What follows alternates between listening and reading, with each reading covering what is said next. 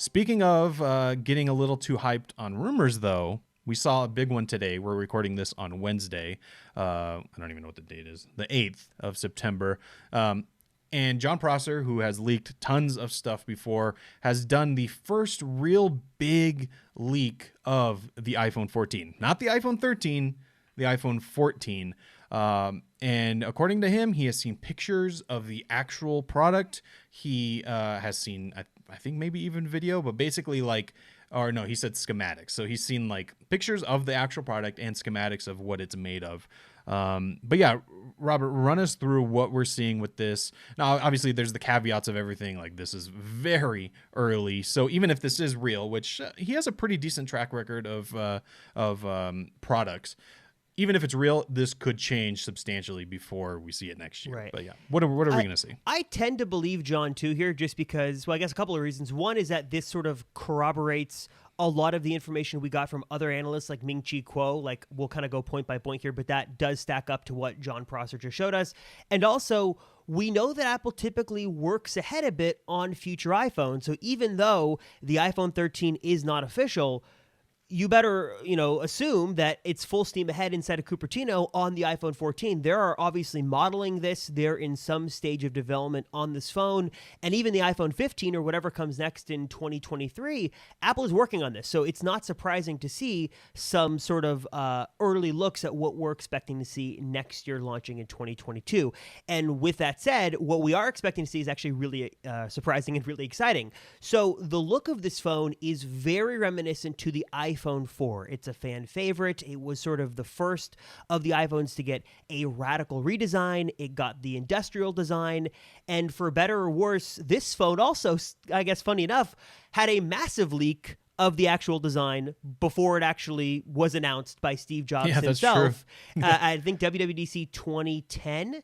Back in June of 2010, and looks like the same. Yeah, this was a WWDC iPhone. One of the rare specific iPhone events. This same design is being plagued by leaks once again. But if you take a look at Jon Prosser's renders here, they look really nice. Obviously, it's a very reminiscent design to the iPhone 4, and Apple is continuing to sort of double down on the industrial design, sort of what we got with the iPhone 12. They're continuing to kind of refine it and make it even look more like the iPhone 4, specifically with the power volume buttons, rather, on the side. They're circular, sort of something we haven't seen in quite some time. We have sort of the square rectangular buttons here now on sort of modern iPhones. Going back to circular would be cool. And then I'll kind of go over the other big features here, then we'll kind of discuss on kind of our thoughts.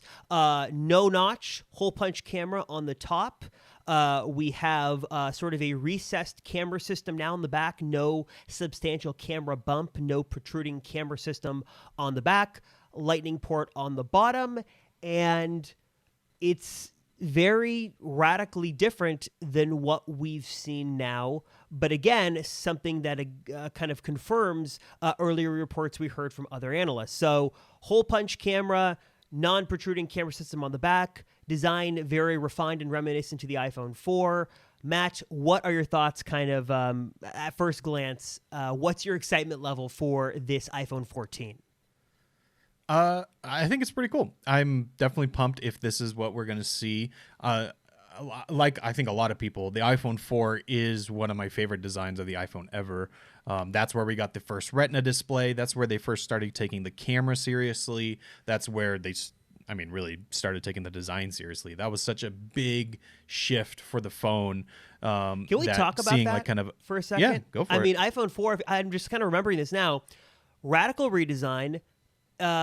It wasn't the first to do HD video, but like you said, the camera was significantly improved the second year the iPhone could do video after the 3GS. FaceTime was announced. That's true. Front-facing camera. There was just a lot there. I'm just kind of remembering the iPhone 4, and I'm kind of getting excited all over again, even though Gizmodo leaked it. Yeah. Well, that was like I remember like those leaks, and that was very... it was like a bombshell. Like, wow, this is the new iPhone. And I remember like through the Apple logo on the screen, even though they couldn't get the phone to work, like you could tell that it was a high res screen, and everyone was like, what's this going to look like? And it ended up being the Retina display, which I think, even though like high res, sure, high res means high res, that's great. But the Retina display quality was even better than I think a lot of us expected it to be. And even to this day, like that set the standard for what a phone display should be. Yeah, that was great. And that was also, I think, the first phone that I remember taking pictures with that I was happy with. Like that I was like, wow, this is a great photo. And they really have, like, when you look at the iPhone 4, the things that they're working on today are basically the same. They're just improving them, year over year. That really set the stage for what the iPhone was going to be. And like I remember a few years later, like with the iPhone 5S or whatever, then they would talk about how on Flickr, the number of photos taken with the iPhone was like going up and up. They had that chart, Flickr of all things, like these days. But yeah, I like that phone a lot. So seeing kind of, I don't know if I think the circular buttons kind of make this a throwback to the iPhone 4, like clearly. There's no reason to do that necessarily, so I'm all for this. So a few interesting notes about the design. So on the back, it seems like we're going back to a glossy glass instead of the frosted, which... like visually I like that, but when you actually use it, the fingerprints on the iPhone 4 and anything with a glass back that's not frosted, it's not the best look with all those fingerprints on it, but whatever. That's neither really here or there. The edges, though, are not supposed to be stainless steel or aluminum. They're supposed to be titanium. Now, again, this was a rumor that we had heard, I believe, from... I can't remember exactly who said that, but I have heard that before, that the iPhone 14 was going to be using titanium as its building material, which sounds kind of crazy, but Apple's been working with titanium for years and years. Back with was it the PowerBook? Did they have titanium in the PowerBook, or was that when they moved to the MacBook Pro? I want to say it was PowerBook. Correct me if I'm wrong in the Apple Circle feedback hotline or in the comments down below, but I think that there was at least some kind of titanium. The 15-inch. Yeah, the 15-inch PowerBook had titanium, a complete titanium build, which is kind of crazy to think about. They also currently today make an Apple Watch made out of titanium, so they're not strangers to this design or material. So I don't really know what that means. I guess stronger, but also lighter. Yeah. I guess that's what you would think. Other things about the design, it is thicker. So the camera bump is there. It's just... they made the phone thicker to kind of eliminate that. So it's like the size of the camera bump is the same. It's just there's no actual bump because the phone itself is bigger, if that makes sense. And another thing with that camera is apparently a periscope camera, which we've seen on a lot of phones. Basically, it's a way to get optical zoom in that size of a phone. So they actually shift the camera sensor sideways and use a bunch of mirrors and lenses so that it actually... it's kind of crazy tech, but basically it gives you really high quality optical zoom. Yeah, there's a lot of stuff here, especially in this leak. Yeah, what about you though? What's your general thoughts on this? I'm very excited, and I think that it comes at a very interesting time because it kind of does not make the iPhone 13 look all that great, but exactly. That's also, I mean, I know that was done on purpose, and kudos to Jon Prosser and his team. These are beautiful renders and a really great exclusive scoop. And it's not their fault that the iPhone 13 it's an S here for what we've kind of talked about before. But I'm excited. The coolest thing to me, though, I think that something that we heard rumored and it looks like it's actually going to happen is, at least on one model, even Jon Prosser is kind of clarifying here that he's showing us the 14 Pro Max with a hole punch camera on the top. There is no notch. The notch is gone. And it looks like Apple is kind of moving to move a lot of the Face ID components under the display. This confirms reports from Ming-Chi Kuo, also confirms reports from Mark Gurman over at Bloomberg that this was Apple's plan. And what I'm curious, though, this looks obviously great. I'm all in for this. Love the hole punch camera. Interesting that it's in the center, not on to the side, but I'm okay with that. But what about Touch ID? Because we had heard from Ming-Chi Kuo that we could see under-display Touch ID in the iPhone 14 in 2022. But according to Mark Gurman, it seems like Apple is kind of moving ahead to make Face ID superior, and Touch ID is kind of this inferior tech for lower end iPhones. Jon Prosser didn't mention this. Maybe he doesn't know. That's totally okay. I understand. What are your thoughts, Matt? Do you think with a radical redesign like this, we will get Touch ID under the display, or do you think this is a Face ID exclusive iPhone? It's a better, improved Face ID system, and the big story here is just really the lack of the notch. Yeah, it's hard to know. I could see on the Max version maybe including it, but yeah, I think there's still full steam ahead with Face ID. The question is, where's Face ID going to be in this design? So there's a whole bunch camera. is it going to be pushed up into the bezel or is it going to be under the display? We've heard both. Right. Apple's working on both versions. I think it could be under the display, to be honest. So right now we have a few phones that have cameras under the display, and they work to varying degrees of success. They do work. You can see that there's nothing there, and then you open up the camera, and then bam, a camera kind of pops up and works. It's very cool technology. The issue is you are still looking through those pixels, so it really gives you a bad look for when taking photos. It kind of looks hazy. You can tell that there's like a filter on top of it. But with the way they're implementing this, the camera wouldn't have that issue because it's cut out all the time. I'm thinking that it could be under the display because you wouldn't necessarily, at least in theory, need the sharpest image for Face ID. Like it could shine through the display for the sensors and still work perfectly fine. And then when you need to take a photo, there's an actual cutout there. So I'm thinking that's possible. I don't know. I'm not an engineer. That could be not possible at all. But that's my initial guess, at least.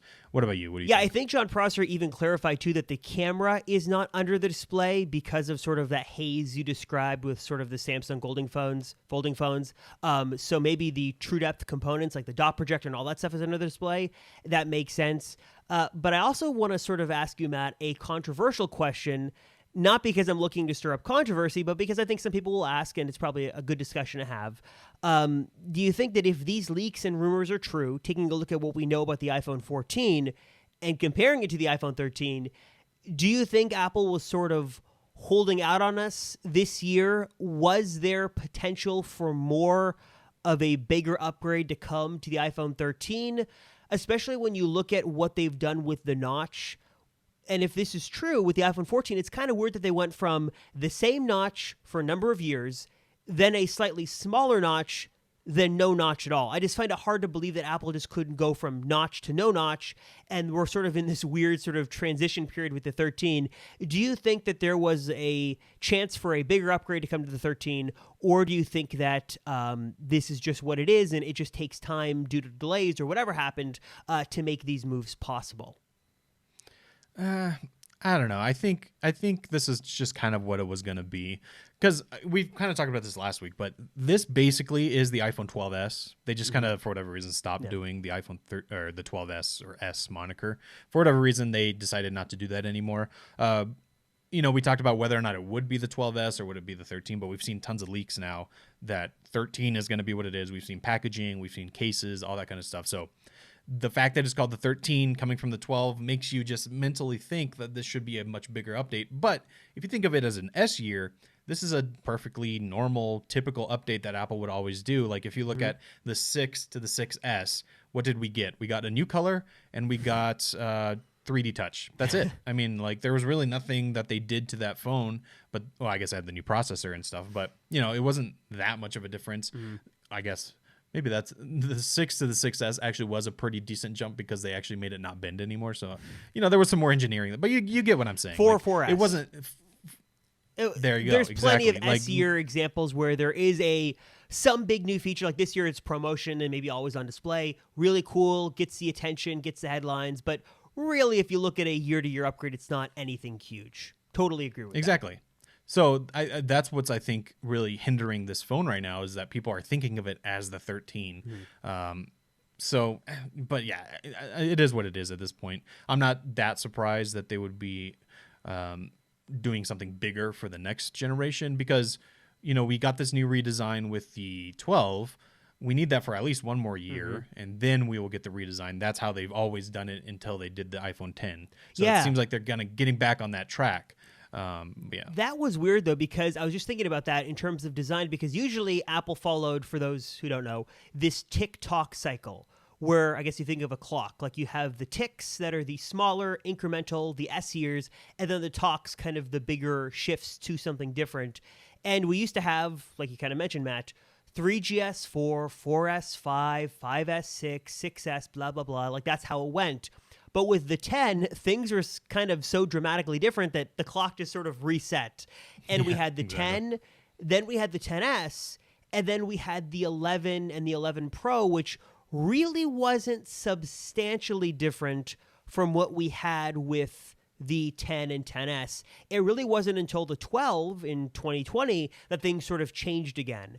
And now it sort of seems like we're back on this TikTok cycle where we have the 12, the 12s, I guess, 12, 13, and then now the 14, which is, putting the names aside, we have a big design change, same design, and then another big design change, and that is what what's coming with the 14 is a more radical design change where there might not be a bunch of other features, but man, it's going to look radically different than what we had before. And then I'd also expect, the 15 to stay the same, and then we get something else with the 16. So looks like we're getting back to a bit of a more predictable track record. Another thing I'll mention here that Jon Prosser didn't touch on, I don't know why, but I'm sure maybe he didn't have the information, but just to kind of give you guys the info from Ming-Chi Kuo, we're hearing that next year the iPhone lineup again will change. So not only will we get this radical redesign, but the sizes of the iPhone will change. So the mini will go away, and we're going to get a 14, a 14 Max, a 14 Pro, then a 14 Pro Max. So there's going to be just two screen size options, 6.1 and 6.7, and then you'll be able to kind of choose whether you want the regular version or the Pro version. But it is going to be nice to see that Max version on the sort of lower end iPhone. I am curious though, I guess we don't know, are all the iPhones going to get this radical redesign? Is it just for the Pro end series? I wouldn't be surprised if we sort of get all the glitz and glamour on the Pro and Pro Max, and maybe the regular iPhone 14. I wonder if it even keeps the smaller notch, or maybe it has a bit of a redesign, but it doesn't look radically different. How do you think Apple's going to do this next year? If it was like up to me and I was designing this, I would kind of go back to the route of like the 10R and the 11. No, what was that? The 10S and the 10R. Like this is the lower end phone, and this is the Pro phone, and they're pretty similar, but they're not exactly the same. Like right now when you look at the 12 and you look at the 12 Pro, they're basically the same. It's just one is aluminum and one is stainless steel. Mm-hmm. That's pretty much the difference there. Obviously you got like cameras and that kind of stuff, but like from a design standpoint, that's really the difference. But what that ended up doing, I think, for a lot of people is it makes the Pro much less special. Like, again, if I didn't care about like photography, I would get the 12. I would get the regular 12 because the cameras are very good still, and all the internals are the same. The design is basically the same. The screen is OLED. It's got all the features pretty much. It makes the Pro less intriguing unless there's one specific feature. Like for me, I want the camera. Mm-hmm. I don't know if it would be better or worse for Apple for sales if there was the phone that was perceived as the lesser phone and then the more special phone. Like, when the 10R came out, it was very clear that this was the lesser of the iPhones. Then they went to the 12, or I guess, the 12. No, they did this with the 11. The 11, they made the regular phone the 11, even though that was basically the 10R, the updated version of that. But it made it feel so much more like the iPhone instead of the lower iPhone. And I think that was a good move. They obviously sold a ton of iPhone 11 models. I don't know. I just want the Pro model to be more Pro, more fancy, because I'm spending that money for it. Like, give me more. That's basically what I'm thinking.